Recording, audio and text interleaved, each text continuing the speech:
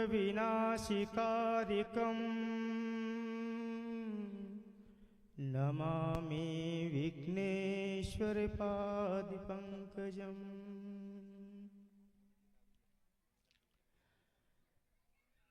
करारविन्दे पदारविन्दम्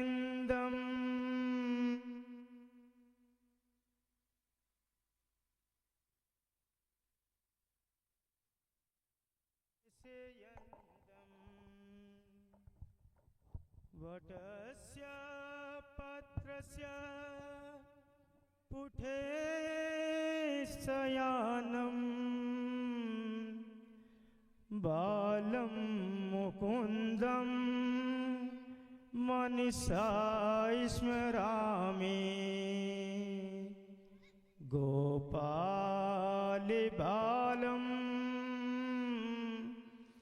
भुवने कृपालं संसारि माया मतिमोहजालम्। यशो विशालं शिशुपालकालं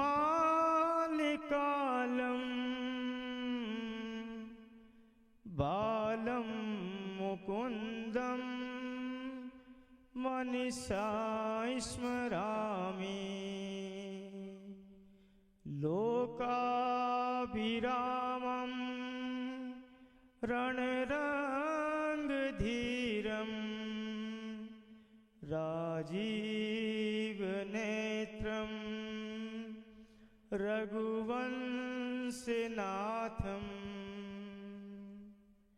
कारुण्यरूपं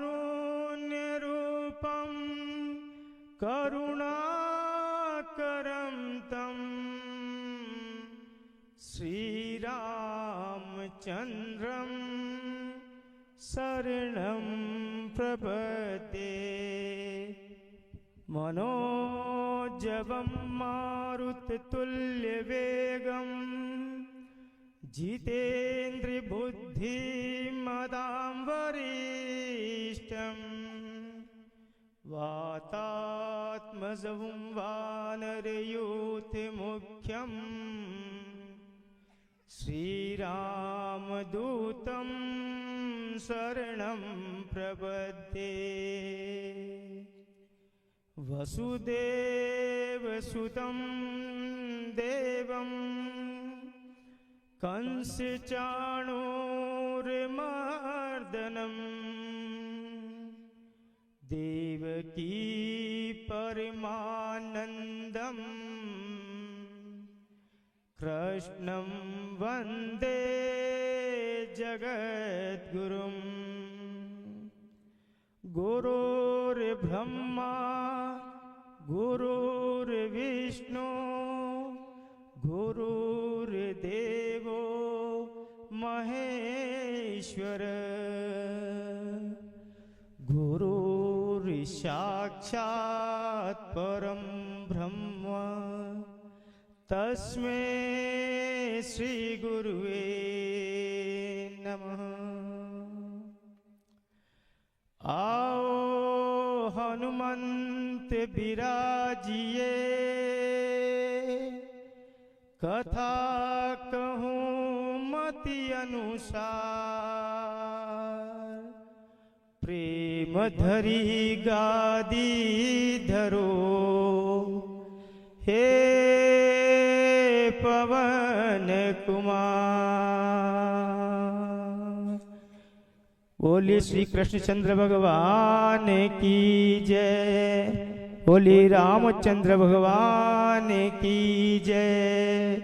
बोलो परम पिता परमेश्वर श्री विष्णु भगवान की जय। बोलिए चामुंडा माते की जय। बोलिए गौ माते की जय। शिव शक्ति गौरी धाम की जय। सनातन धर्म की जय। आप सभी गौ भक्तों की जय। नमः पार्वती पते हर हर महादेव।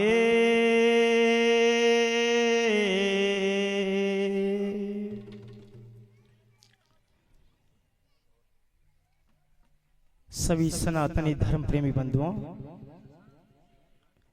गोपाल के प्रियों, बेटा आवाज नहीं करते मंच पे, शांति बनाए रखें। श्रवण करने आते हैं तो श्रवण करना चाहिए। शादी में जाते हैं तो विवाह का आनंद लेना चाहिए। अगर शमशान घाट में जाते हैं तो उसकी शोक की अनुमोदना है, उसके साथ में संलग्न होना चाहिए। और अगर भक्ति करते हैं तो भक्ति में ध्यान होना चाहिए, और पूजा करते हैं तो पूजा में ध्यान होना चाहिए। नहीं तो इसका क्या प्रतिफल नहीं मिलता है। इस कान से सुना, उस कान से बाहर निकाल दिया। इसलिए सभी से मेरा विनम्र निवेदन है कि आनंद बाजार में नहीं मिलता है। आनंद कहाँ मिलता है? आनंद लेना पड़ता है। इसलिए आप यहाँ पर पधार गए हैं तो आनंद के साथ में कथा श्रवण करें, मुखारबिंद को बंद रखें और कानों के रंध्र को खुला रखें। अपने आभा मंडल को पवित्र करते हुए हृदयस्थ विराजित श्री परमात्मा परमेश्वर श्री हरि विष्णु भगवान को नमन करते हुए सभी देवों के श्री चरणों में अपने भावों के, अपनी श्रद्धा की सुमन अर्पित करते हुए हरि नाम स्तुति के साथ में कथा प्रारंभ करते हैं। श्री कृष्ण गोविंद हरे मुरारी, हे नाथ नारायण वासुदेवा। श्री कृष्ण गोविंद हरे मुरारी, हे नाथ नारायण वासुदेवा। श्री कृष्ण गोविंद हरे मुरारी, हे नाथ नारायण वासुदेवा। श्री कृष्ण गोविंद हरे मुरारी, हे नाथ नारायण वासुदेवा। हे नाथ नारायण वासुदेवा, हे नाथ नारायण वासुदेवा। श्री कृष्ण गोविंद हरे मुरारी, हे नाथ नारायण वासुदेवा।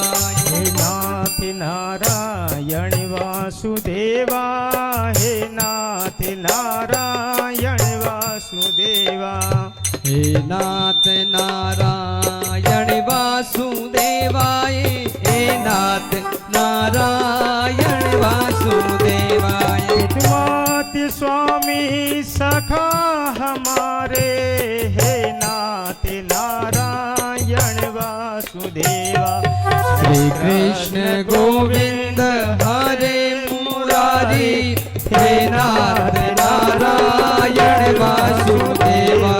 श्री कृष्ण गोविंद हरे मुरारी, हे नाथ नारायण वासुदेवा।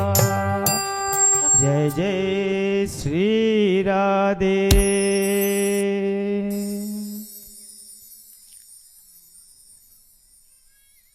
सर्व तीर्थमयी, तापहरणी, पापहरणी, मोक्षदायिनी गौ माता के श्री चरण में नमन। परम पिता परमेश्वर श्री हरि विष्णु भगवान के चरणों में नमन। इस स्थान देव के ऊपर जो भी देव विराजमान है, सभी देवों को नमन करते हुए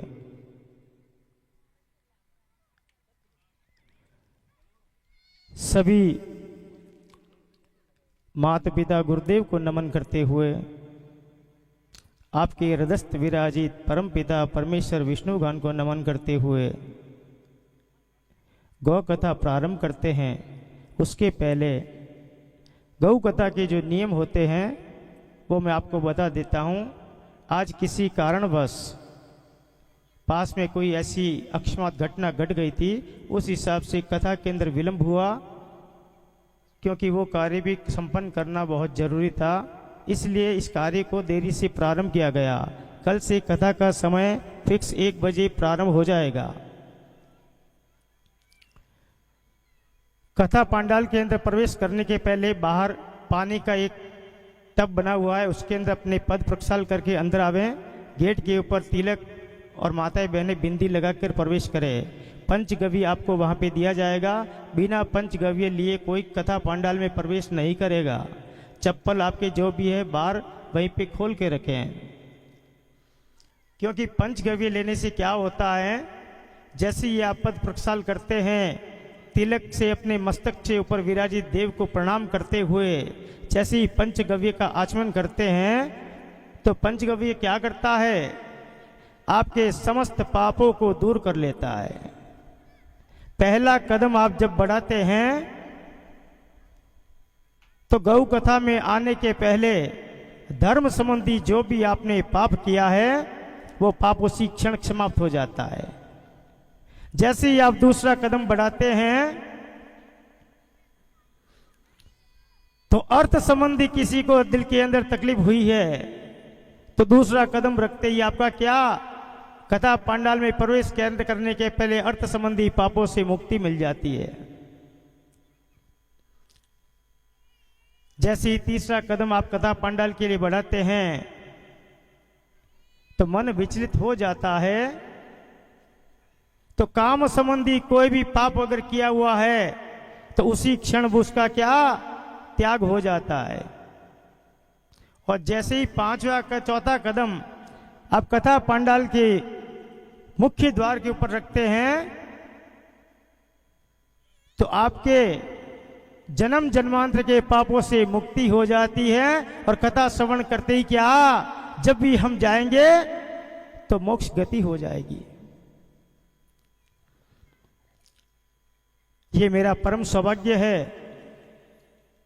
कि शिव शक्ति गौ सेवा धाम के अंदर गुरुदेव के एक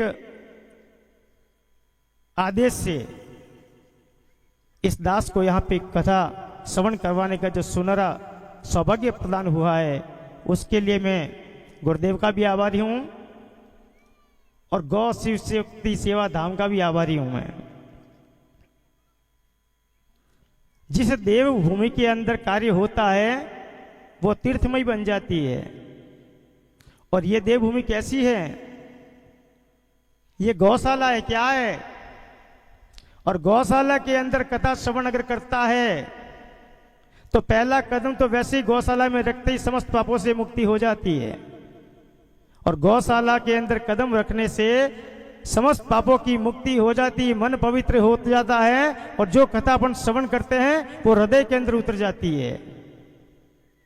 और गौशाला की भूमि पवित्र क्यों होती है, वो इसलिए होती है कि पाठशाला में अगर जाते हैं, पाठशाला में जाते तो क्या होता है, कुछ सीखने को मिलता है। अगर व्यायामशाला में चले जाते हैं तो शारीरिक बल को पुष्टि मिलती है। और यज्ञशाला में चले जाते हैं तो क्या होता है, वातावरण शुद्धि करने की प्रवृत्ति जागृत होती है। और भोजनशाला में चले जाते हैं तो पुण्य की भावना बढ़ती है, भूख की तृप्ति होती है। और जब आदमी गौशाला के अंदर जाता है तो गौशाला के अंदर क्या होता है, 33 कोटि देव गौ माता के शरीर के अंग अंग में व्याप्त हैं। तो सभी देवों से क्या उनके दर्शन हो जाते हैं। और गौ माता के दर्शन मात्र से ही गौशाला की देवभूमि के अंदर अपना मन पवित्र हो जाता है। पाठशाला में माता सरस्वती का दर्शन होता है, यज्ञशाला में वेद भगवान का दर्शन होता है, भोजनशाला में मां अन्नपूर्णा का दर्शन होता है, व्यायामशाला में बलराम जी महाराज का दर्शन होता है। और गौशाला में सभी देवों के दर्शन हो जाते हैं, क्योंकि 33 कोटि देव किसमें विराजमान रहते हैं? गौ माता के अंदर।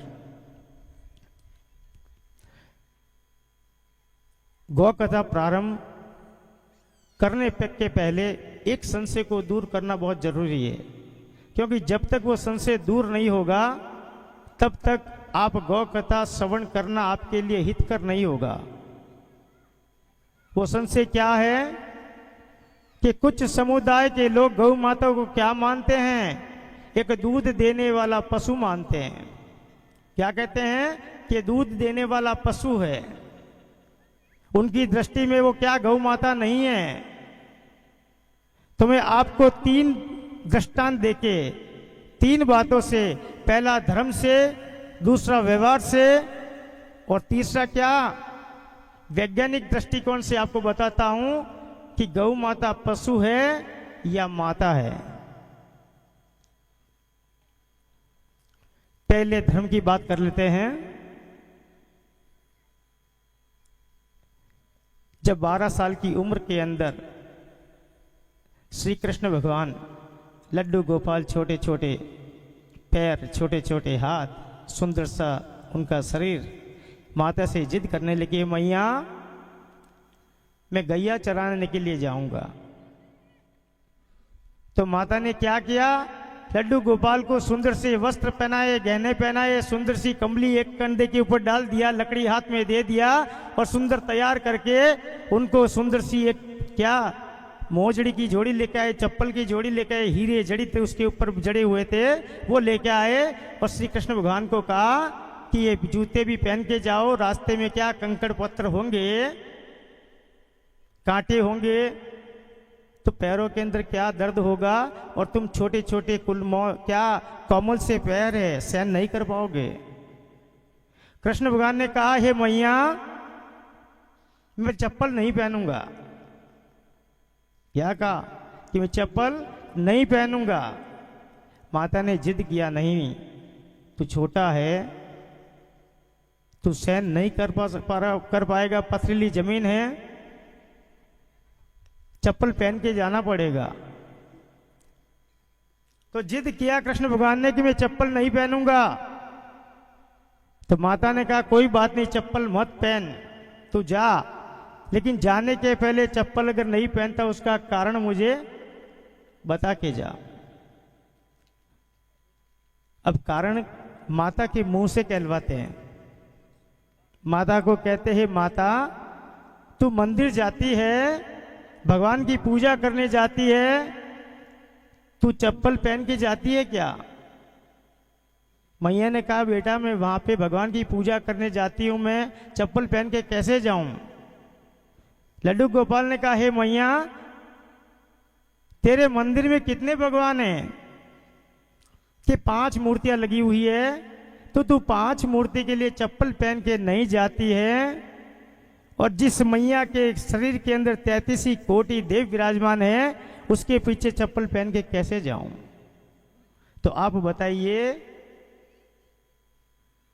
5 मूर्ति के लिए चप्पल नहीं पहनते हैं और 33 कोटि देव जिसमें विराजमान है उसके पीछे चप्पल पहन के नहीं जावे, तो वो पशु है या माता है? वो गौ माता है। अब आपको हम समझाते हैं व्यवहार की दृष्टि से। व्यवहार की दृष्टि से ऐसे समझाते हैं कि यहां पर जितनी भी माताएं बहनें बैठी हैं, सभी क्या गौ माता को रोटी देती है? देती है ना? गौ माता को रोटी देती है। कितनी देती है? कितने जन देते हैं? सभी देते हैं, बहुत अच्छी बात है। कौन सी रोटी देते हैं? पहली पहली माताओं बहनों से निवेदन है कि रोटी तो गौ माता के लिए निकालते हैं। एक मैं छोटा सा प्रश्न आपसे पूछता हूं कि बाजार से मिठाई लेके आते हैं, उसका नाम होता है मिठाई, लेकिन जब भगवान को चढ़ाने के लिए जाते हैं तो क्या बन जाता है? वो प्रसाद बन जाता है। तो पहले मिठाई का बॉक्स घर पे ला के 2-3 पीस अपने बच्चों के लिए निकाल दो, उसके बाद में भगवान के श्री चरणों में डिब्बा लेके जाओ, क्या संभव है? वो झूठा हो गया। क्या हो गया? झूठा हो गया। पहले अपना पेट भर लिया, फिर भगवान को अर्पण किया। तो माताएं बहनें जो रोटी बनाती है वो क्या करती हैं? पहली रोटी बनाती है, और पहली रोटी हमेशा माताओं बहनों से सही नहीं बनती है, क्योंकि तवे का टेम्परेचर बनने में समय लगता है। कोई मोटी बन जाती है, कोई कच्ची बन जाती है, कोई जल जाती है। लेकिन वो क्या करती है? गौ माता के लिए निकाल के रख देती है। फिर घर के बच्चे जिम लेते हैं, पति देव ऑफिस जाते हैं, उनको टिफिन डाल दिया जाता है और बच्चों को स्कूल छोड़ दिया जाता है। लेकिन गौ माता की रोटी क्या निकाल के जो रखा वो वहीं पे पड़ी है। बात कैसी हो गई कि मिठाई का बॉक्स लाओ, पहले 4 पीस बच्चों के निकाल दो, उसके बाद में भगवान को चढ़ाओ। क्या भगवान मानेंगे? तो जिस शरीर के अंदर 33 कोटि देव है, उसको नहीं जिमाने के पहले आपने घर वालों ने पेट भर दिया, तो माता क्या आपकी नजर में पशु है क्या? अगर वो भगवान है, माता है, तो उसके लिए क्या रोटी देने का एक नियम होता है। पहले थाली के अंदर एक रोटी निकालो और 2-3 रोटी पक जावे, उसके बाद में तीसरी चौथी रोटी लो, उसके ऊपर घी लगाओ, थोड़ा गुड़ रखो और थाली के अंदर लेके गौ माता को भोग लगा के फिर घर वाले जीमो, तभी गौ माता को भोग लगेगा, 33 कोटि देवों का आशीर्वाद मिलेगा। अब आपको मैं क्या वैज्ञानिक दृष्टिकोण से बताता हूं कि माता पशु है या माता है। अगर किसी को बीपी होता है,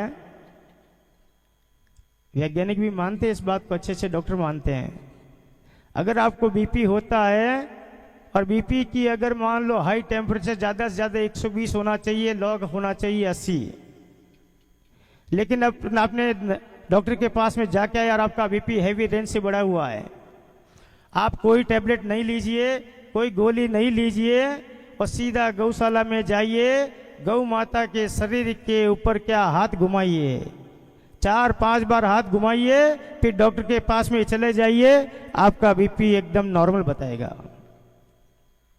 तो जिस माता के अंदर इतनी बड़ी शक्ति है कि बिना टैबलेट लिए हुए आपके बीपी को कंट्रोल में ला सकती है, तो वो पशु है या माता है? वो माता है। तो इसलिए सबसे पहले आज से गौ माता को क्या माता का दर्जा दिया जाए और माता के हिसाब से कथा श्रवण करने का आगे का स्टेप अपन रखते हैं। गौ कथा का पहला शब्द क्या निकला?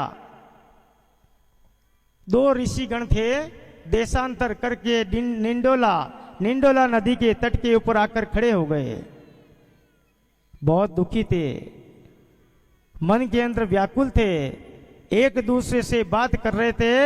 इस कलयुग के अंदर संसार के अंदर हम घूम के आए, प्राणी जगत के अंदर हर प्राणी दुखी है, कोई तन दुखी, कोई मन दुखी, कोई धन बिन रहे उदास, थोड़े थोड़े सब दुखी, सुखी गैया के दास।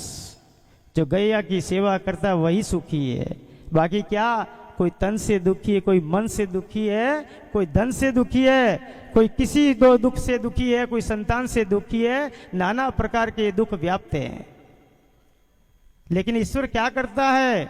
भगवान के सामने जाता है, आंखें बंद करके भगवान से मांगता है, हाथ फैला के मांगता है कि भगवान मुझे दे दे, मुझे ये वस्तु दे दे, भगवान मेरा ये काम कर ले। लेकिन भगवान क्या देना जानता है तो लेना भी जानता है। हमेशा जाके भगवान को यही कहते हैं, ईश्वर मेरा ये काम बन जावे तो मैं तेरे क्या 11 रुपए का प्रसाद चढ़ा दूंगा। लेकिन क्या होता है कि भगवान को देते हैं ना, तो भगवान पहले लेता है, 1 गुना लेता है, 1000 गुना देता है। लोग कहते हैं कि द्रौपदी की साड़ी इतनी लंबी क्यों कर ली, कि नारी बीच साड़ी है, साड़ी बीच नारी है। तो उसके पहले जब शिशुपाल का वध किया था, उस समय श्री कृष्ण भगवान की अंगुली के लग गई थी, तो द्रौपदी मैया ने क्या, वो साड़ी का पल्लू लेके उनकी अंगुली के ऊपर बांधा था, उसी का ऋण उन्होंने क्या चुकाया, पहले लिया फिर दिया। तो कहते हैं कि सुदामा को क्यों दिया, कि सुदामा को इसलिए दिया कि सुदामा ने पहले 3 मुट्ठी चावल लेके आया, और 3 मुट्ठी चावल किनको दिया, भगवान को किसी चरणों में समर्पित किया, तो पहले लिया फिर वैभव दिया। तो कहते हैं नरसिंह मेहता को क्यों दिया, कि नरसिंह मेहता को इसलिए दिया कि 14 करोड़ की संपत्ति थी ना, उन्होंने संतों के अंदर लुटा दिया, इसलिए 56 करोड़ का क्या भरा, मायरा भरा। आज आपके समक्ष शाम को 7 से 10 बजे का समय साध्वी जी संतोष भाई से पधारे हुए हैं, तो यहाँ पे नानी बाई का मायरा का आयोजन रहेगा आपके मुखारबिन से, तो सभी नानी बाई के मायरे में पधारना। तो क्या है, भगवान कहता है कि मंदिर में आके आंखें बंद करके तू क्या मुझे देख, आंखें खोल के देखेगा तो पत्थर नजर आऊंगा मैं, आंखें बंद करके अगर देखेगा तो साक्षात परमात्मा नजर आएगा, और साक्षात परमात्मा नजर आएगा तो जो तू दिल में कामना करेगा मैं वही पूर्ण कर लूंगा। तो प्रकृति काल के अंदर गौ माता का जो प्रकृति है उसके अंदर पहला शब्द निकला क्या, मां। क्या निकला, मां। अगर बकरी का बच्चा होता है ना तो मिमियाता है, वो मैं करता है। क्या करता है, बकरी का बच्चा क्या करता है, पैदा होते ही मैं करता है। और अगर कुत्ते का बच्चा होता है वो भी भौंकता है। अगर भैंस का बच्चा होता है वो भी क्या, भैंस की ध्वनि ही निकालेगा। बच्चा होता है दहाड़ता है, हाथी का बच्चा होता है चिंगाड़ता है, इंसान का बच्चा होता है रोता है, रोते रोते आता है, रोते रोते चला जाता है। लेकिन एक गौ माता का जो बच्चा पैदा होता है वो क्या कहता है, बच्चा जन्म लेते ही माँ, क्या कहता है, माँ कहता है। उस माँ के अंदर इतनी करुणा है कि माँ क्या है, वो गावो मात्र विश्वस्य, गावो विश्वस्य मात्र, पूरे संपूर्ण जगत की माता है। सर्वा देवा गवा मंगे, सारे देव गाय के अंगों में विराजमान रहते हैं। श्री हरि विष्णु भगवान कहते हैं, प्राणी तू जगत में जाता है, 83,999 योनि पार करके मनुष्य जन्म मिलता है। क्या मिलता है, मनुष्य जन्म। कितनी योनि, 83,999 योनि पार करता है तब मनुष्य जन्म की प्राप्ति होती है। और मनुष्य और पशु में क्या अंतर है, पशु भी आहार ग्रहण करता है, पशु भी मलमूत्र का त्याग करता है, पशु भी संतान पैदा करता है, इंसान भी मलमूत्र का त्याग करता है, आहार ग्रहण करता है और संतान पैदा करता है। जो क्रिया इंसान करता है वो पशु भी करता है। इंसान घर बनाता है तो पशु भी, चिड़िया भी घोंसला बनाती है। इंसान रंग बदलता है, दिन में 4 ड्रेसें पहनता है, तो गिरगिट नाम का एक जानवर होता है, वो क्या बिना कपड़े चेंज किए दिन में 3 बार कलर बदल देता है। इंसान गीत गाता है तो कोयल भी मधुर गीत गाती है। ऐसा कौन सा कार्य है जो इंसान करता है पशु नहीं करता है? तो फर्क क्या रहा, इंसान पशु में क्या फर्क रहा? एक ही फर्क है, इंसान और पशु में सिर्फ बुद्धि का फर्क है। क्या बुद्धि, इंसान के अंदर बुद्धि है, सत्य कर्म की प्रेरणा बुद्धि से ले सकता है, अपने जीवन को सुचारू रूप से सत्य मार्ग की तरफ लेके जा सकता है। यही अंतर है इंसान और पशु के अंदर।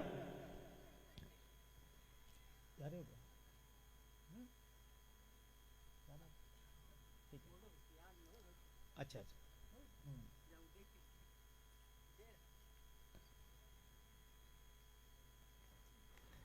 बोलिए गौ माते की। तो श्री हरि विष्णुगान कहते हैं, प्राणी तू काफी योनियां पार करने के बाद में मनुष्य जन्म के अंदर जा रहा है, तो 4 महीने के अंदर गर्भ के अंदर बच्चे का क्या प्रादुर्भाव होता है, शरीर के अंग प्रत्यंग बनने शुरू हो जाते हैं। और जो 5वें महीने के अंदर उसके शरीर के अंदर क्या चेतनता जागृत होती, बुद्धि जागृत होती है। और बुद्धि जागृत होती है तभी श्री हरि विष्णुगान आते हैं और उसको कान में कहते हैं, प्राणी तू एक ऐसे जगत में जा रहा है कि जहां पर तू ऐसे सांसारिक माया मोह में फंस जाएगा कि तू हरि का नाम भूल जाएगा, हरि से विमुख हो जाएगा। इसलिए तुझे 12 अक्षर का नाम देता हूं मैं। कितना अक्षर का? भगवान 5वें महीने में कान में आके बोलते हैं कि 12 अक्षर का तुझे नाम ले देता हूं, तू इस नाम को जपते रहना, तेरा कल्याण कर दूंगा मैं। वो 12 अक्षर का नाम है ओम नमो भगवते वासुदेवाय नमः। क्या नाम है? ओम नमो भगवते वासुदेवाय नमः। 12 अक्षर का नाम दिया। प्राणी ने हाथ जोड़ के कानों से सुना और हाथ जोड़ के भगवान को कहा, मैं इसे छोड़ूंगा नहीं। धीरे धीरे जैसे ही वो आगे बढ़ा, 7वें महीने में प्रवेश किया। और 7वें महीने में प्रवेश किया तो उसके अंदर क्या, उसको स्वाद की अनुभूति होनी शुरू हो गई। खट्टा खावे तो उसको क्या तकलीफ होवे, मीठा खावे तो तकलीफ होवे, नाना प्रकार के स्वादों के विवादों के अंदर उलझ गया वो।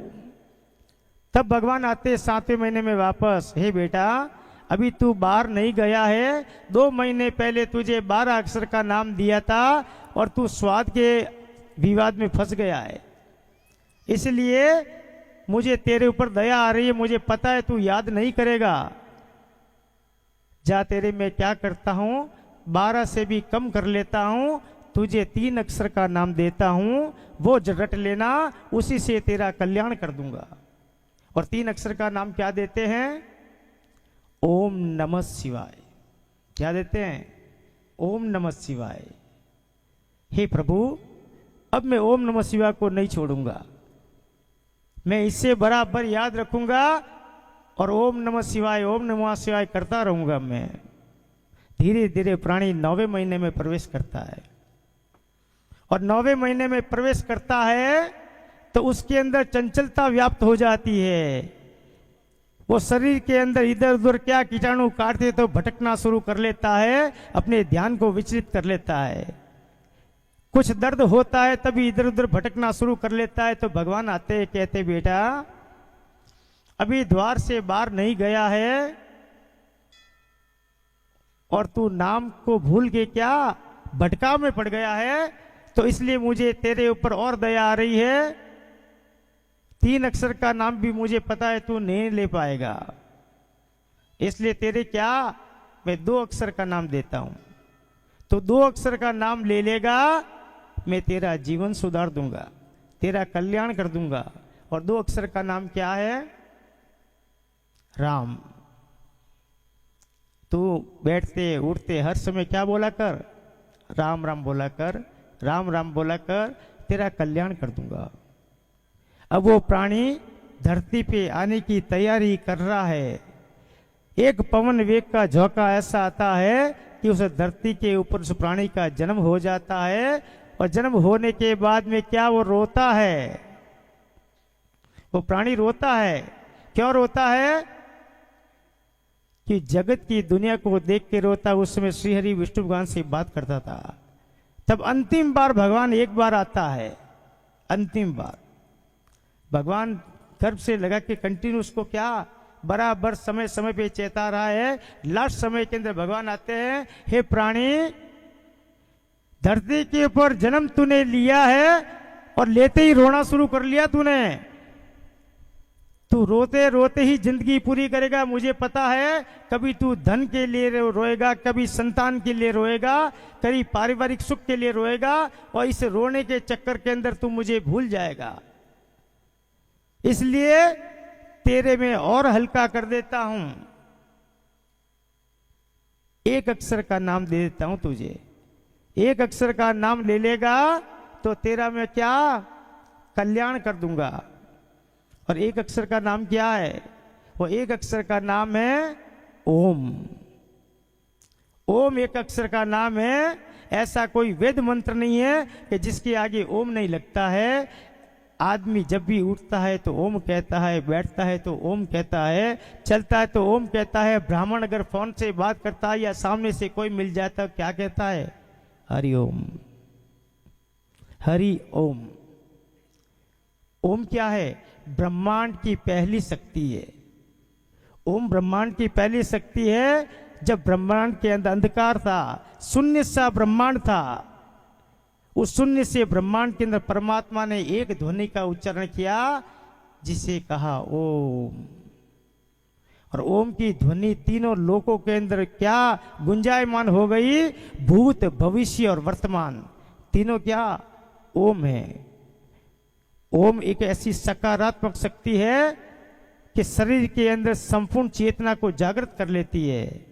और इसका प्रमाण अगर आपको देखना है तो सुबह सूर्योदय के पहले उठो, उठने के बाद में छत के ऊपर जाओ, दोनों हाथों की अंगुलियों को कान में डाल दो और जितना लंबा हो सके आप ओम का उच्चारण करो। ओम का उच्चारण जब आप करेंगे तो आपका ओम नाभि से प्रारंभ होगा और जहां से क्या तत्व ज्ञान होता है वहां पर आकर समाप्त होगा। ये ओम ऐसे चलेगा आपके अंदर, सारे शरीर के विकारों को साफ कर लेता है, रक्त संचार को संचित कर लेता है और पेट की उदर संबंधी सारी समस्या को ओम नाम शब्द से दूर हो जाती है। गौ माता सभी गुणों से संपन्न है, जिसके सिर के अंदर देवों का क्या, सिंगों के अंदर अश्विनी कुमार का भार है। अश्विनी कुमार विराजमान है, पृथ्वी का भार लेके खड़ी है सिंगों के ऊपर। सिर के ऊपर महादेव, ब्रह्मा, विष्णु, महेश का वास है। जीभ के अंदर माता सरस्वती का रंबार है। ककूत के अंदर कार्तिकेय का वास है। चारों पैरों के अंदर धर्म, अर्थ, काम, मोक्ष है। गल कंबल में नागों का वास है। पूंछ के अंदर हनुमान जी महाराज का वास है और उसके मूत्र के अंदर क्या पवित्र गंगा की धार है। ऐसी माता पशु नहीं हो सकती। अपन जल पीते हैं, अपन अगर जल पीते हैं 4 घंटे के बाद में जल क्या मूत्र बन के बाहर निकलता है। और ऐसा कोई प्राणी नहीं है, ऐसा कोई देव नहीं है कि जिसका मल मूत्र किसी पूजा के लिए काम आवे। लेकिन मेरी गौ माता क्या गंदी नाली का पानी पीती है, कीचड़ का पानी पीती है। जहां पे नाना प्रकार के पशु पक्षी पानी पीते वहां पीती है। लेकिन 4 घंटे के बाद में क्या देती है? गौमूत्र देती है, जिससे श्री नारायण का अभिषेक होता है। वो कचरा खा लेती है, रोटी खा लेती है, नाना प्रकार की गलत वस्तु भी उसके मुख में चली जाती है। लेकिन 4-5 घंटे के बाद में क्या वो गोबर देती है, जिसके अंदर साक्षात लक्ष्मी का वास है। सभी देव एक बार विचार करने लगे, बैठे बैठे सोचे सबने कि कोई आदमी कृष्ण को जपता है, कोई शंकर को जपता है, कोई सरस्वती माता को जपता है। नाना प्रकार के जितने देव है उतने नाना प्रकार के लोगों की भावनाएं हैं। तो सभी देवों ने विचार किया कि कोई एक ऐसा स्थान होना चाहिए कि जिसके अंदर क्या अपना वास हुए। सभी देव ब्रह्मा जी के पास में गए तो ब्रह्मा जी ने कहा,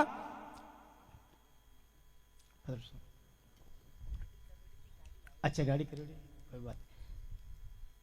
बहुत बहुत धन्यवाद सब आप यहाँ पे पधारे। आज थोड़ा विलंब हो गया क्योंकि कुछ व्यवधान पड़ गया था, इसलिए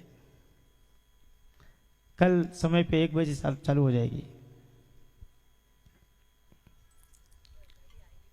हाँ सर, कोई बात नहीं। वैसे आज कथा का समय थोड़ा कम ही लेंगे क्योंकि आज का टाइम बहुत ज्यादा हो गया है।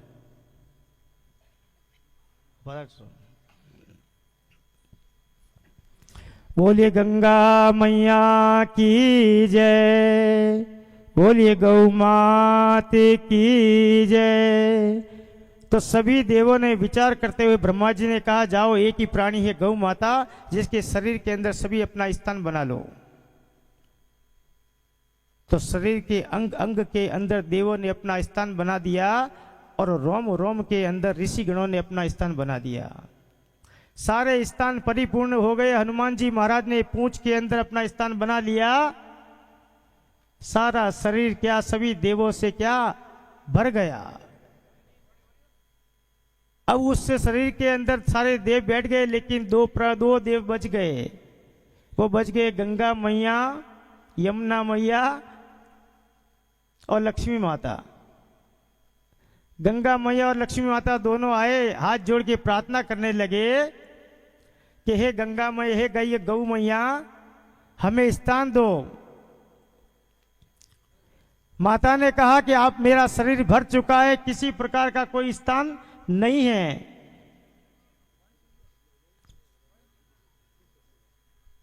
एक स्थान मैया तुम्हारे द्वार पे अगर बेटी आती है तो खाली नहीं जाती है, तो हमें एक स्थान तो देना पड़ेगा। हम कहां जाएंगे? ये सारा संसार मेरी क्या अवहेलना करेगा। माता ने कहा कि मेरे 2 स्थान खाली है। एक स्थान मेरा मूत्र खाली है और एक मेरा क्या गोबर खाली है। अब जिसको जैसा स्थान चाहिए वो ले लो। गंगा मैया, यमुना मैया ने कहा हम तरल है, इसलिए हम मूत्र के अंदर हमारा क्या वास करेंगे। लक्ष्मी मैया ने गोबर के अंदर वास कर लिया और गोबर के अंदर वास करने के बाद में क्या सबसे पवित्र जगह करने के लिए गोबर ही काम आता है।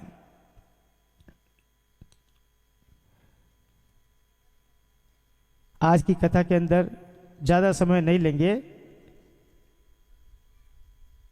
एक भजन के साथ में कथा को विराम देंगे, क्यों कल क्या है कि समय पे प्रारंभ करना है। छोटी छोटी गैया, छोटे छोटे ग्वाल, छोटी छोटी गैया, छोटे छोटे ग्वाल, छोटो सो मेरो मदन गोपाल। छोटी छोटी गैया, छोटे छोटे ग्वाल,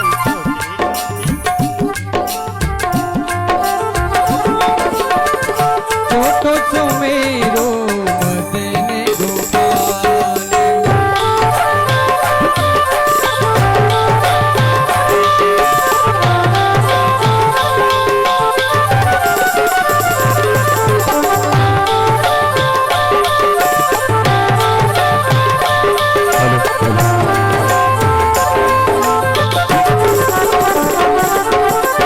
कारी कारी गैया, गोरे गोरे ग्वाल। कारी कारी गैया, गोरे गोरे ग्वाल। हो कारी कारी गैया, गोरे गोरे ग्वाल। कारी कारी गैया, गोरे गोरे ग्वाल। हो श्याम बदन मेरो मदन गोपाल। ओ श्याम बरण मेरो मदन गोपाल। छोटी छोटी गए छोटे छोटे ग्वाल। छोटी छोटी गैया, छोटे छोटे ग्वाल। छोटो सो छोटो सो छोटो सो मेरो मदन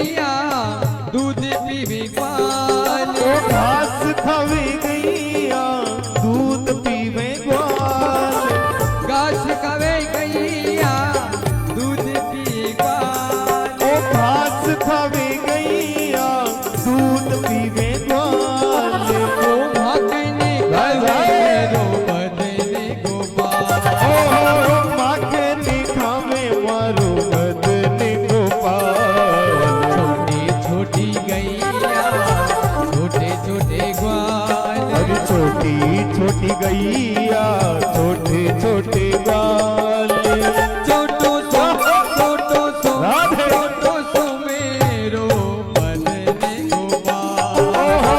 नन्नो सो मेरो मदन गोपाल। श्री राधे। ताली बजा के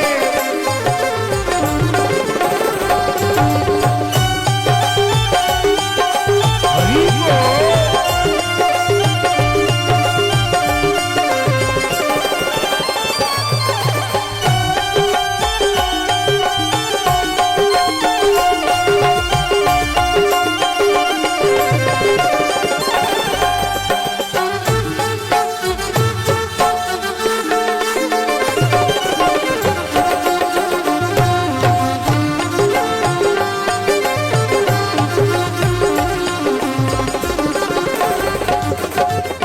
छोटी छोटी लंगुटी छोटे छोटे हाथ। छोटी छोटी लंगोटी छोटे छोटे ग्वाल।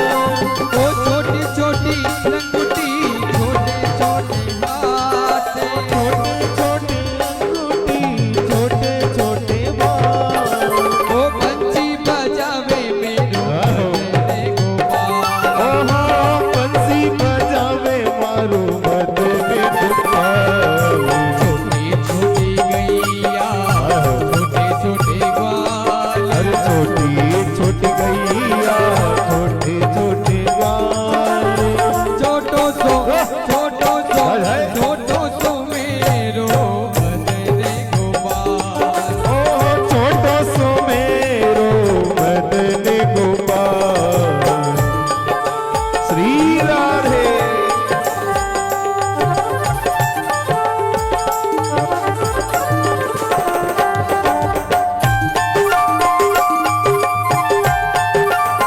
राधे राधे। जय हो।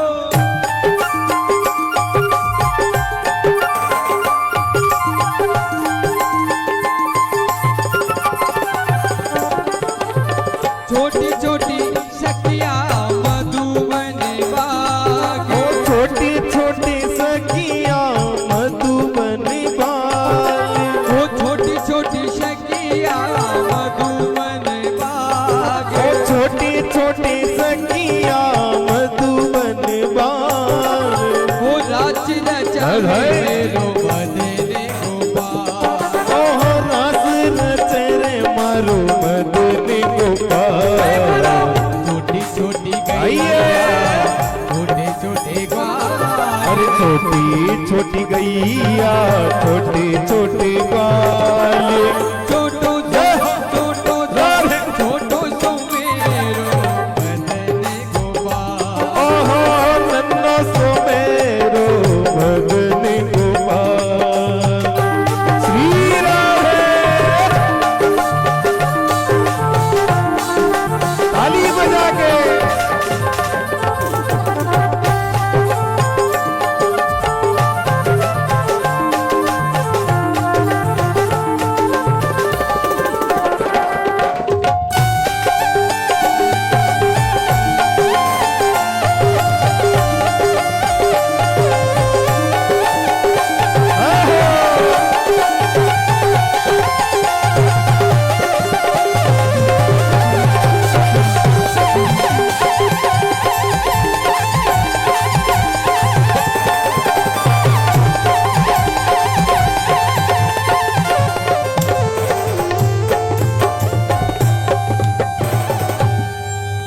बोलिए गौ माते की।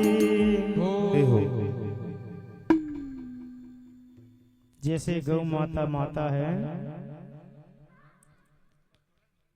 वैसे धर्म का प्रतीक वृषभ है। जो बैल है वो क्या है? नंदी महाराज। वो धर्म के प्रतीक है। और धर्म के प्रतीक कैसे हुए? एक बार भोलेनाथ के शरीर के तेज का स्खलन हो गया और वो तेज जाके गिरा किसके ऊपर?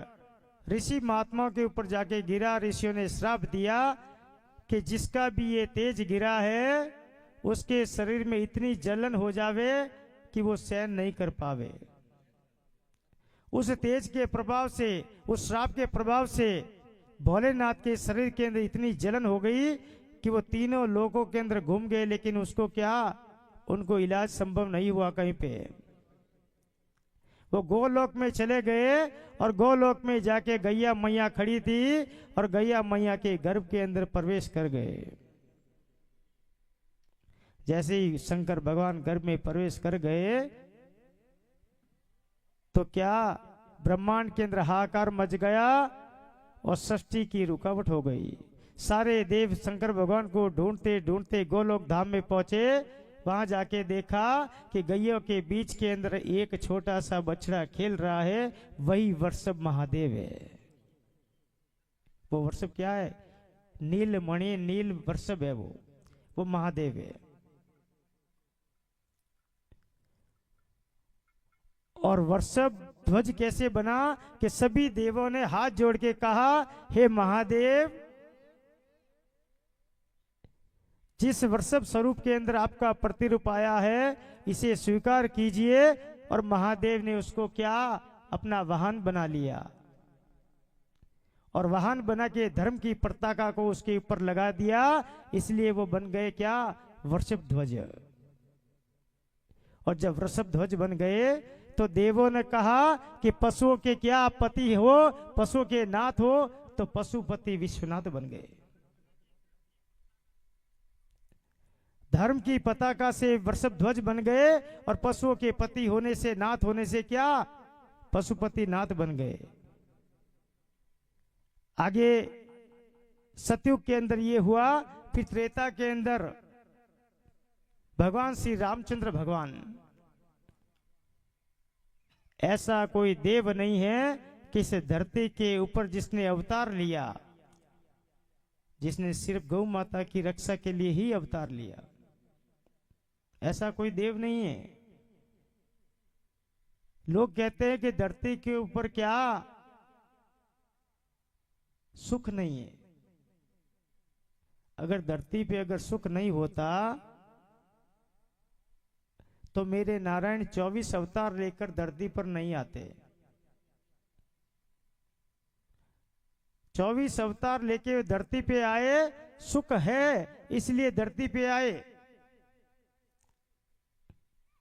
और 24 ही अवतार क्या, गौओं की रक्षा के लिए, गौ माता की सेवा के लिए 24 अवतार उन्होंने धरती के ऊपर लिए। इंसान क्या, सुख की लालसा के अंदर ढूंढता फिरता है कि मुझे सुख चाहिए। सुख ढूंढता है किसके अंदर, पुत्र के अंदर सुख ढूंढता है कि मुझे पुत्र के अंदर सुख मिलना चाहिए। अगर पुत्र के अंदर सुख होता तो राजा दशरथ भी क्या, राम के वियोग के अंदर तड़प तड़प के मरते नहीं। श्रवण कुमार जैसा पितृ भक्त, मात्र पितृ भक्त भी क्या, वो भी पुत्र की याद के अंदर तड़प तड़प के मरते नहीं। तो फिर सुख किसमें?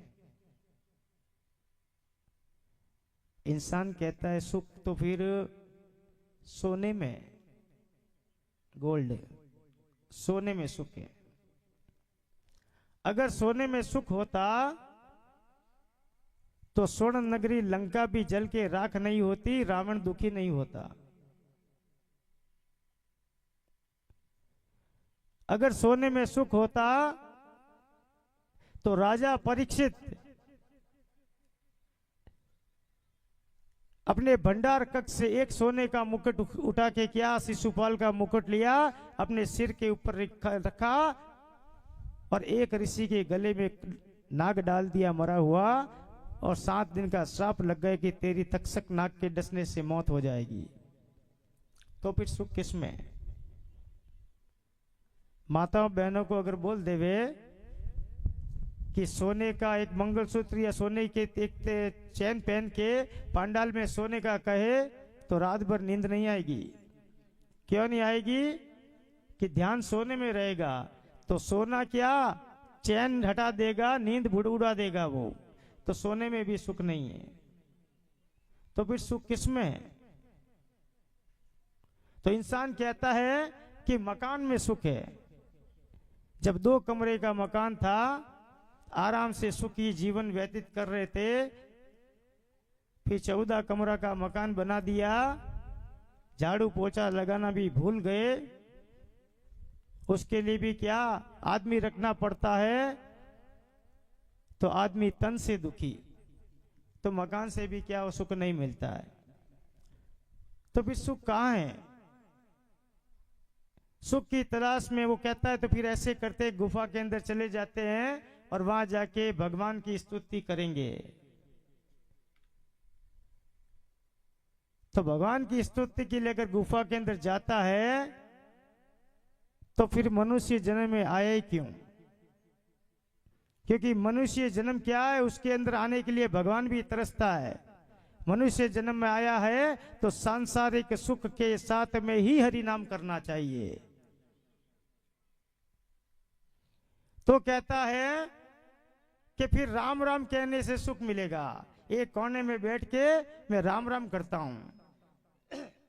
तब भगवान कहते हैं, हे मूर्ख प्राणी, तू एक कोने में बैठ के अगर राम राम करेगा तो एक बार राम बोलेगा, एक बार फल दे दूंगा मैं, एक बार तुझे फल दे दूंगा। लेकिन अगर तू चलते फिरते उठते बैठते हर कार्य को करते करते मेरा नाम रटेगा, तो तुझे क्या करोड़ गुना फल दूंगा मैं। कितना? क्योंकि वो कर्म भी कर रहा है और वो राम का नाम भी ले रहा है। तो इसलिए कर्म करते रहो और हरि का नाम लेते रहो, तो सुखी सुख है। हर आदमी सुखी होना चाहता है और आनंद की अनुभूति करना चाहता है। और इस कलयुग के अंदर लोग कहते हैं कि कलयुग के अंदर किसी चीज की पूर्ति नहीं होती है। तो पहले सतयुग के अंदर 1 लाख वर्ष की उम्र होती थी प्रभु प्राप्ति के लिए। फिर त्रेता के अंदर 10,000 वर्ष की उम्र होती थी प्रभु को प्राप्त करने के लिए। फिर द्वापर में 1,000 वर्ष की उम्र होती थी प्रभु को प्राप्त करने के लिए। और कलयुग में 100 वर्ष की उम्र होती है, जिसमें पता नहीं 10 में जाएंगे, 20 में जाएंगे, 50 में जाएंगे, कोई पता नहीं है। इसमें भी प्रभु प्राप्ति करता है वो। किससे? केवल एक हरि नाम से। एक बार राम का नाम ले लो तो उसको क्या प्रभु की प्राप्ति होती है। राम में कितनी बड़ी ताकत है कि एक बार राम का नाम लो तो लगता है किसी का संबंधन कर रहे हैं। 2 बार राम राम बोल दो तो लगता है किसी का अभिवादन हो रहा है। और 3 बार ऐसी कोई घटना पे निकल जावे, बोल दे राम राम राम, तो संवेदना लगता है। और यही राम नाम की अगर संकीर्तन चालू हो जावे, श्रृंखला जुड़ जावे, राम राम रटना चालू कर देवे, तो क्या वो संकीर्तन लगता है। और उसी की श्रृंखला को आगे बढ़ जावे तो साधना बन जाती है। और साधना की निरंतरता बन जाती है तो तत्व ज्ञान की प्राप्ति होती है और जन्म जन्मांतर के चक्र से मुक्ति प्रदान हो जाती है। ऐसी राम के नाम के अंदर ताकत होती है। उसी कुल के अंदर राजा दिलीप हुए। उसी कुल के अंदर राजा दिलीप हुए, राम के काल के अंदर, उस त्रेता के अंदर। राजा दिलीप के और राजा इंद्र के मित्रता थी। जब राजा इंद्र के पास में राजा दिलीप मिलने के लिए गए, मिलके जब बाहर निकले तो कल्प वृक्ष के नीचे क्या कामधेनु मैया खड़ी थी। गैया मैया, कामधेनु मैया खड़ी थी। और राजा दिलीप ने अहंकारवश इस गैया मैया के सामने भी नहीं देखा। गैया ने कहा, कामधेनु ने मैया ने कहा कि तूने मेरे सामने भी नहीं देखा तो मैं तुझे श्राप देती हूं कि तेरे संतान नहीं होगी। अब वो धरती पे राजा दिलीप राज कर रहा है, नाना प्रकार के धर्म पुण्य कर रहा, यज्ञ कर रहा, अनुष्ठान कर रहा है, संतान नहीं हो रही है। परेशान हो गया, घूमते फिरते क्या, जब आदमी परेशान होता है गुरु की शरण में जाता है। राजा वशिष्ठ के श्री चरणों में जाके निवेदन किया, हे प्रभु मेरी इतनी भक्ति मेरी मजबूत है, मैं इतना धर्म पुण्य करता हूं फिर भी मेरे संतान नहीं है। दिव्य ध्यान से पता लगाया, राजा वशिष्ठ गुरु वशिष्ठ ने कहा, हे राजन तुम इंद्र से मिलने गए तब कामधेनु की अवहेलना तुमने की, इसलिए तुम्हारे संतान नहीं है और नहीं तुम्हारे संतान लिखी है। अगर तुम्हें संतान चाहिए तो कामधेनु मैया तो नहीं है, उनकी पुत्री नंदिनी मेरे पास में है। क्या नाम है उसका? नंदिनी। कि नंदिनी मेरे पास में है, तुम इसे लेके जाओ और इसकी पूर्ण रूप से सेवा करो तो तुम्हारी मनोकामना पूर्ण होगी। राजा दिलीप ने क्या किया, नंदिनी को लेके गए, राजपाट छोड़ दिया, जंगल में सुबह लेके जाते चराते, नंदिनी बैठती तो वो भी बैठते, नंदिनी सोती तो वो भी सोते, नंदिनी आगे आगे चलती वो पीछे पीछे चलते, ऐसे करते करते चराते चराते कई वर्ष बीत गए। एक दिन नंदिनी चरती चरती सामने बैठी उठ के चली गई और राजा दिलीप की आंख लग गई। जब राजा दिलीप सो गए, अचानक आंख खुली, देखा तो नंदिनी नहीं है। जंगल में भागते भागते जाके देखा तो नंदिनी एक सिंह की चपेट के अंदर, एक शेर की चपेट के अंदर है, सिंह ने उसके ऊपर कब्जा कर रखा है। वो नंदिनी व्याकुल दृष्टि से उस राजा को देख रही है, हे राजन मैं सिंह की चपेट में हूं, ये मेरा भक्षण करने वाला है और मुझे बचा ले। राजा सिंह ने हाथ जोड़ के निवेदन किया, हे सिंहराज, हे वन के राजा, तुम इस गैया मैया को छोड़ दो। तो उन्होंने कहा कि मेरे हाथ में आए हुए शिकार को मैं कैसे छोड़ दूं, इसे तो मैं मेरा भक्षण बनाऊंगा। राजा दिलीप ने कहा, हे प्रभु, हे वन के राजा, तुम्हें जो चाहिए मैं देने के लिए तैयार हूं, जैसा शिकार चाहिए देने के लिए तैयार हूं मैं, लेकिन मेरी नजर के सामने गैया मैया को छोड़ दे।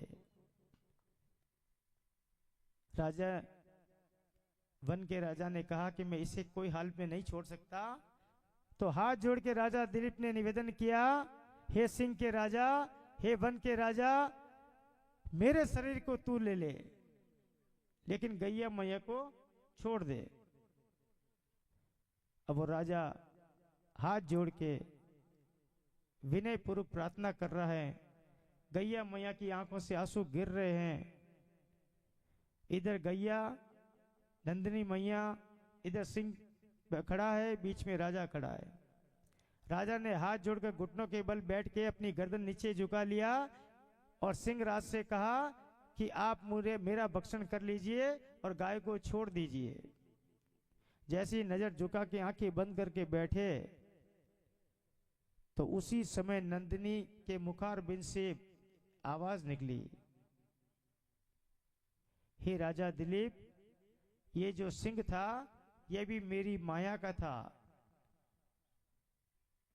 और तेरी सेवा से मैं प्रसन्न होके ये तेरी अंतिम परीक्षा मैंने ली कि जो तूने सेवा जो पहले की किस भाव से की और अभी जो सेवा तुमने की वो किस भाव से की। तूने न तन का देखा न धन का देखा, लेकिन तूने मेरे प्राणों को बचाने के लिए क्या किया, अपने तन को सिंह के सामने समर्पित कर लिया। इसलिए जा तुझे मैं वरदान देती हूं कि तेरे क्या संतान होगी। और दिलीप राजा के घर के अंदर राजा रघु की प्राप्ति हुई और उसी कुल में मर्यादा पुरुषोत्तम रामचंद्र जी का जन्म प्रकट हुआ, जिसका राम का सारा वर्णन कर लेंगे, कृष्ण का भी कर ही लेंगे क्यों अपने पास में दिन 2 ही बचे हैं। और परसों गौ की महिमा, हर अंग की महिमा, हर शरीर की महिमा और उसका प्रतिफल आप सभी को 3 दिन की कथा का क्या मिलेगा वो अंतिम दिवस के अंदर आपको बताया जाएगा। आरती की तैयारी करो, तैयारी ना, आरती के लिए ऊपर आ जाओ भाई।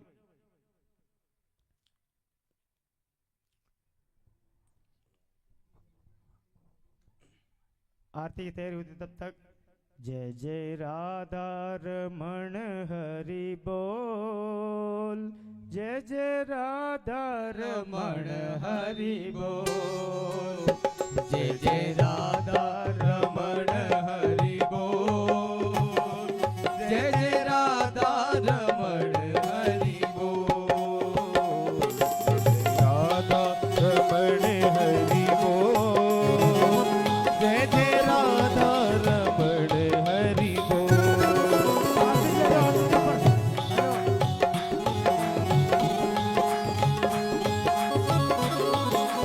आए हो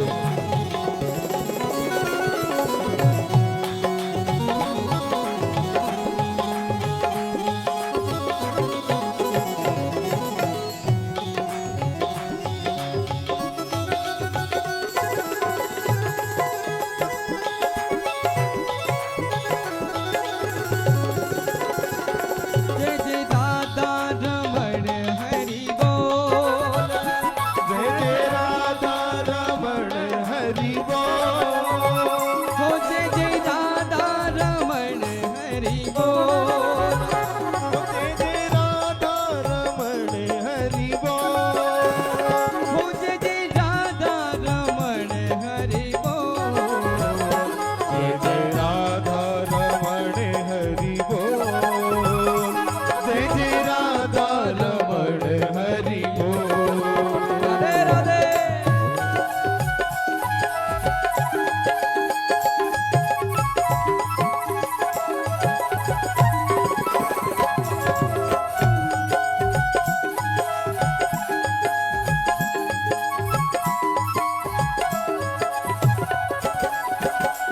जय जय राधा रमण हरि बोल, जय जय राधा रमण हरि बोल,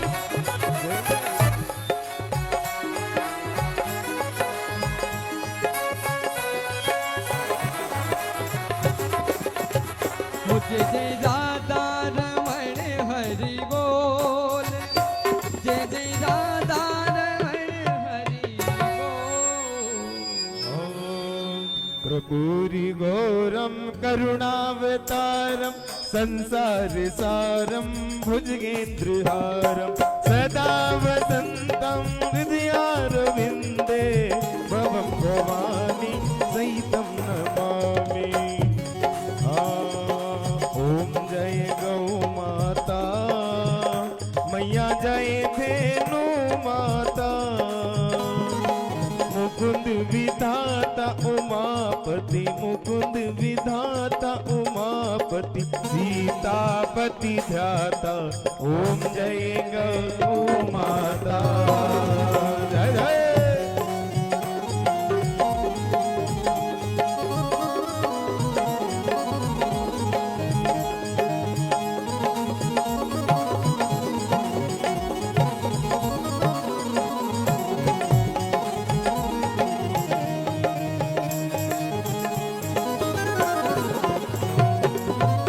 ओ सागर मंथन उपजी काम धेनु माता मैया काम धेनु माता मन किए सब देवता मन किए सब देवता अति पावन नाथ ओम जय धेनु माता।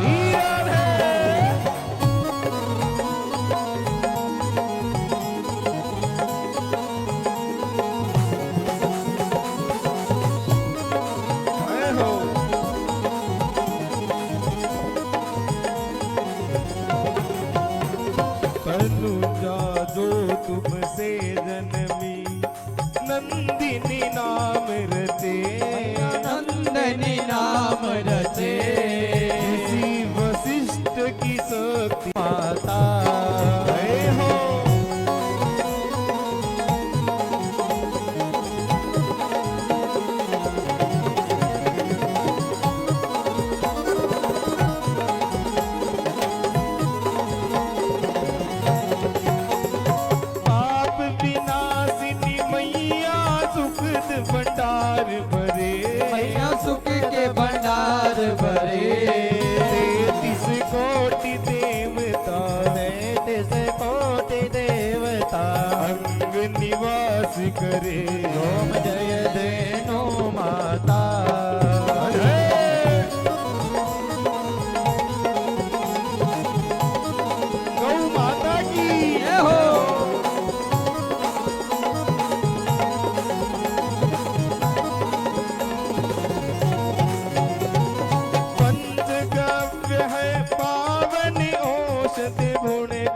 गुणकारी मैया ओ सद्गुणकारी रोगी दोष मिटाए रोग दोष मिटाए माँ तुम उपकारी मैया जय जय नो माता जिस घर अंगना धेनु माँ की हो सेवा मैया माँ की हो सेवा वे तरणी तरते वो वे तरणे तरते वो आते शुभ मेवा ओम जय जय नो मैया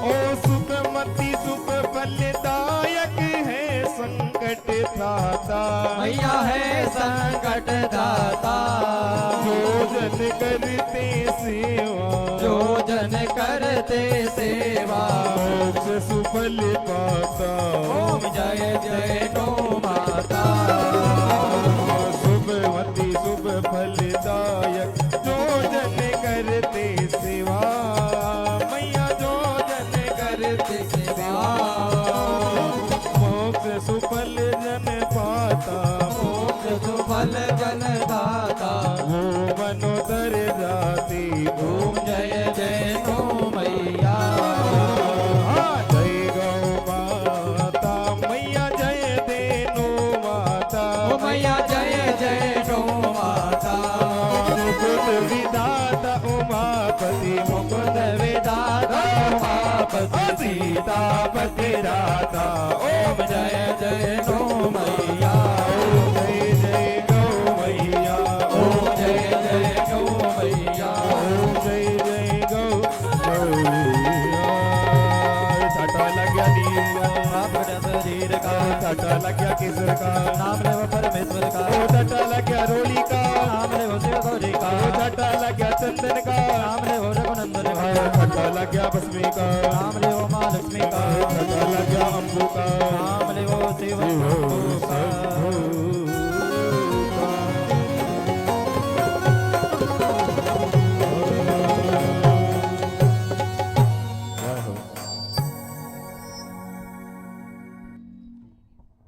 सभी सनातनी धर्म प्रेमी बंधुओं, आज समय थोड़ी उपलब्धता कम थी, इसलिए कथा को जल्दी विराम किया है।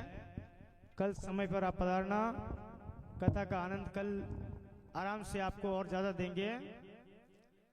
फिक्स 1 बजे कथा प्रारंभ कल हो जाएगी।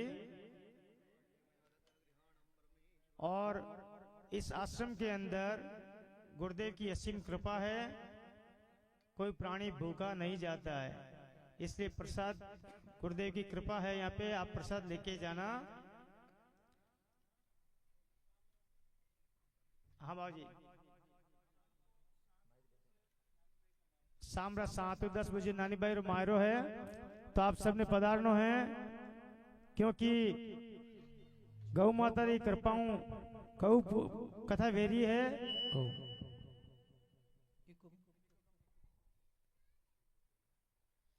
सभी को विराजमान गुरुदेव कोटि कोटि हमारा प्रणाम, और साथ में पधारे हुए सभी विप्रवर सभी को कोटि कोटि प्रणाम। गौ माता आज प्रथम दिन था गौ माता की कथा का, और कुछ समय का भी थोड़ा अभाव रहा। इतना समय बीत गया तो भी आप लोग आए, ये सबसे बड़ी खुशी है हमें। और शाम को 7 बजे से रात को 10 बजे तक नानी भाई का मायरा है, बैरागी भाई से आए हैं जोधपुर से, और 6 तारीख के दिन बच्चियों की शादी है। तो आप सबको आज के मुख्य यजमान राहुल भैया और उनके लक्ष्मी जी मांगीलाल जी राठौड़ जी के सुपुत्र है ना, और ऐसे गांव चिरबटिया से हैं, और उनके लक्ष्मी जी क्या नाम, प्रियंका जी आज कमलाबाई जी, आज आप हमारे कथा के मुख्य यजमान बने, उनको कोटि कोटि आशीर्वाद, आपको कोटि कोटि साधुवाद। और इस आश्रम की एक विशेषता है, इस जगह से आज दिन तक कोई खाली नहीं लौटा। ये यहाँ की सबसे बड़ी उपलब्धि है। आप हमारी बातों पे ट्रस्ट मत कीजिए, हमारी बातों पे विश्वास मत कीजिए, पर आप यहाँ पे माथा टेकिए और आपकी कोई भी मनोकामना है वो आप मांग के चले जाइए। मतलब करना ही पड़ेगा भगवान को। गौ माता का इतना आशीर्वाद है यहाँ पे। ये मतलब नॉर्मल जगह नहीं है। आपको छोटी सी बात बता रहा हूँ, आप जब सुबह आए थे थोड़ा अलग फीलिंग हुआ होगा कि कहाँ जा रहे हैं, पर आने के बाद में कैसा फील हुआ? कुछ अलग ही हुआ ना। बस यही इस जगह की महानता है। और रही बात, ये गोलोक धाम है, और गोलोक धाम में तो कोई खाली जाता ही नहीं है। शाम को अभी आप रुकोगे, निकल जाओगे, नहीं तो अभी आपने टाइम दिया। मुझे तो विश्वास भी नहीं हुआ, आपको देखा तो अचानक देखा, मैं कोई रास्ता भूल गई क्या हुआ। इतने बड़े सेठ लोग, इतने करोड़पति आदमी हमारे कुटिया पे, ये तो सबरी वाला हिसाब हो गया, सबरी की कुटिया पे राम आए, ऐसा हो गया। तो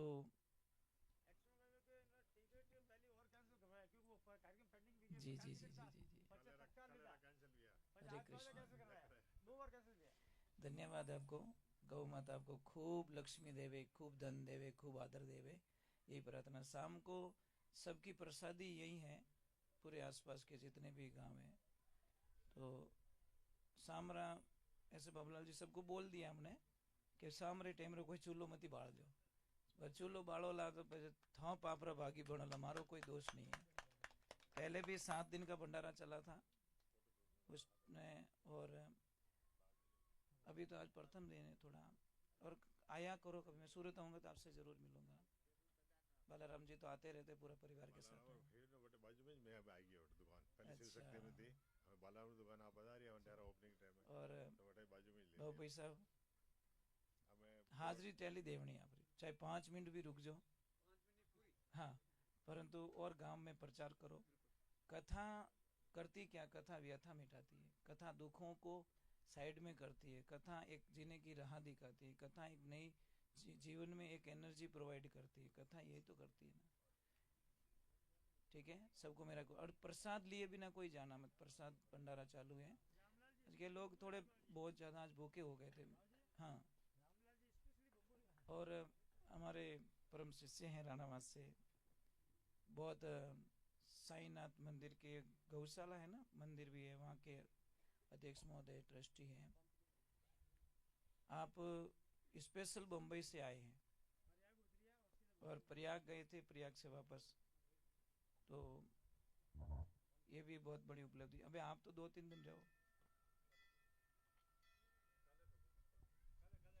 ठीक है, कोई बात नहीं। जी जी जी, ठीक है। सबको राधे राधे, जय श्री कृष्ण, जय श्री राम। प्रसाद लेके जाना, और शाम को जिनको भी नज़दीक में हो तो जरूर पधारना है। सामराई પછી हाजिरी दीजिए।